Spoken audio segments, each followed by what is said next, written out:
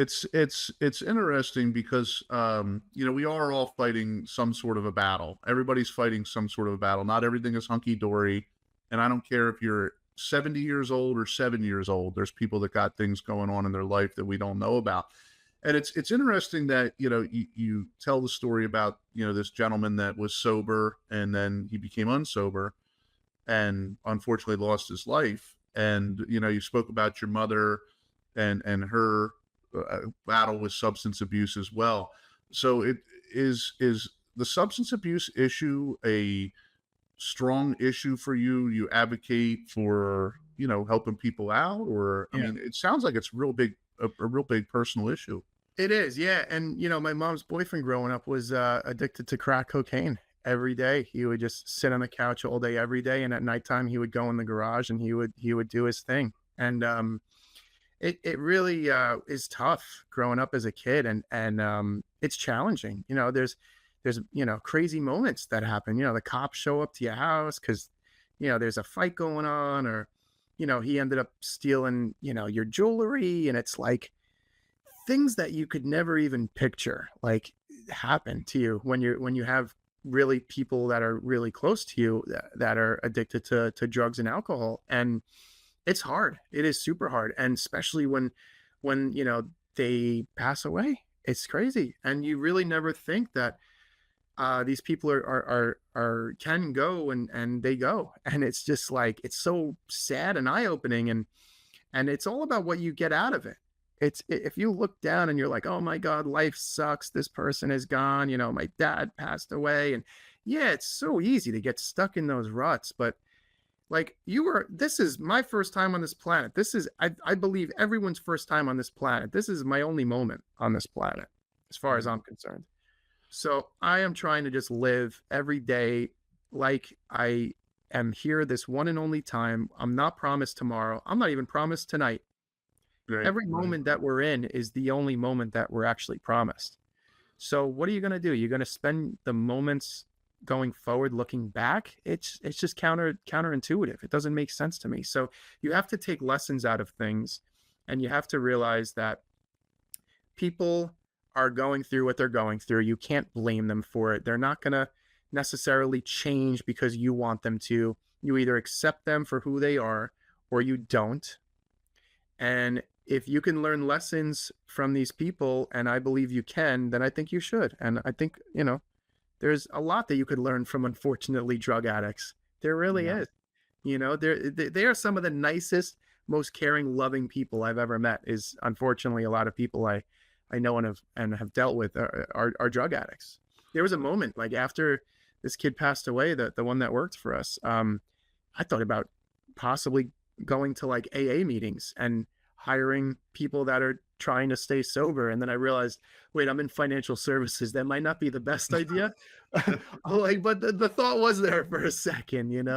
But yeah, I don't hold substance abuse against people. I don't use it in a negative way. I also don't believe that alcoholism is a disease. I believe alcoholism is a choice, and I believe it leads to disease. But if it makes people that are addicted to alcohol feel better to call it a disease, so be it. But that's just my personal opinion on it. Yeah, it's substance abuse is a lifelong battle for some people. Some people are able to beat it. You see these people that, I've been sober 30, 40 years, and then you see other people that struggle with 30, 40 minutes. Mhm. It's definitely, and we all know people that are fighting that battle with it. But let's get on a little bit of a happier note here. So you own a POS company. Mhm. So explain what a POS. I know what a POS is because I used to work in the restaurant industry, but could you kind of explain what a POS is for our listeners that don't know what that is? Yeah, it doesn't stand for piece of, no, it stands for point of sale system. So what that is you ever walk into, like, I don't know, let's just say a clothing store, or let's say a restaurant, and you see them using that computer. That's what I do. So I help set up that computer for the business. That computer is basically the engine of their business. It runs their inventory. It runs their employee clock in and clock outs. It runs their marketing programs a lot of times. It's how they take payments. There's a lot that a POS does for a business. And it's my job and my company's job and responsibility to set up these businesses with these systems and custom tailor them for these businesses. And I'm going to give myself a shameless plug. If you're in any of the 50 states and you need help with your POS, or if you're looking to reduce the fees associated with taking cards, credit cards, reach out to me. I've helped over 500 businesses personally do this. And I think it was 3 months ago, we just hit our $1 billion goal. We processed over $1 billion in payments. Wow. In just 8 years. Yeah. So right now we're processing over $150 million annually for all of our clients. So, and we're one of the only companies that actually gives free equipment. Everyone else charges for it. So if this is something that maybe you or your listeners are interested in, reach out to me. Just go to my website, shoot me an email, or reach out to me on social media. No Ceiling, No Excuses on Instagram. And the website is www.noceilingnoexcuses.com. And you can also pick up the book there for $20. So as far as as a business owner, what has that opened your eyes to? I mean, as a business owner, I know I've owned multiple businesses. I own a business now. But as a business owner, what has it opened your eyes to? I know that some people look at things and say, oh, you're a business owner, you have it all made. But sometimes we're working, not collecting a paycheck. Sometimes we're dealing with things when everybody else gets to go home. How did that influence your book, and how did that influence your life owning a business? So it's funny. So before I ran this business that I'm running now, I used to look at business owners like they had it made. Like, oh my God. Like I remember my dad introduced me to the owner of this diner. He was like an old Greek guy. And I was like, wow, that guy must be so rich. Now that I only work with owners now at this point for small and medium sized businesses. Dude, they are some of the hardest working. Some of them are the poorest people that I've ever met with the most stress.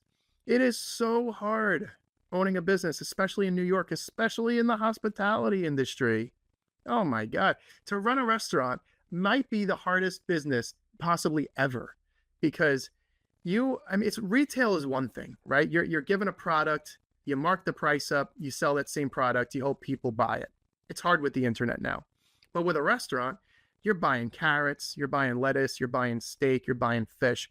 You got to chop it up. You got to cook it. You got to prep it. You got to put it on a pretty plate. You got to charge the right price. And guess what? If you serve the same exact dish to 100 people, 10 of them are going to hate it, 90 might like it, or the other way around.